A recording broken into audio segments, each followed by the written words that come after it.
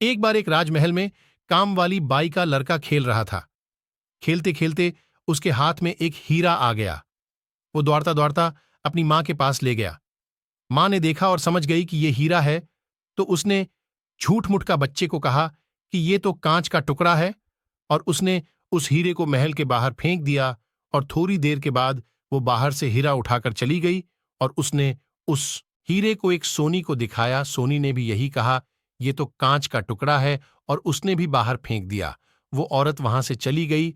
बाद में उस सोनी ने वो हीरा उठा लिया और जौहरी के पास गया और जौहरी को हीरा दिखाया। जौहरी को पता चल गया कि ये तो एक नायाब हीरा है, और उसकी नीयत बिगड़ गई। और उसने भी सोनी को कहा कि ये तो कांच का टुकड़ा है, और उसने उठा के हीरे को बाहर फेंक दिया, और बाहर गिरते ही वो हीरा टूट कर बिखर गया।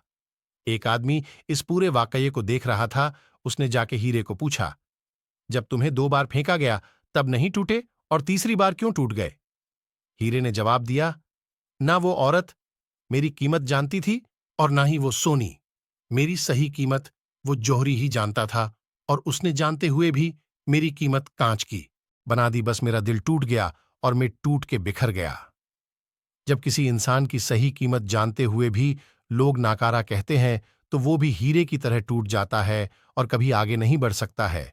इसलिए अगर आपके आसपास कोई भाई बहन, बेटी बहू या कोई भी हो, अगर वो अपने हुनर को निखारते हुए आगे बढ़ने की कोशिश करता है, तो उसका हौसला बढ़ाओ, सपोर्ट करो, और यह ना भी कर सको तो कम से कम हीरे को कांच बताकर तोड़ ढाने का काम भी मत करो।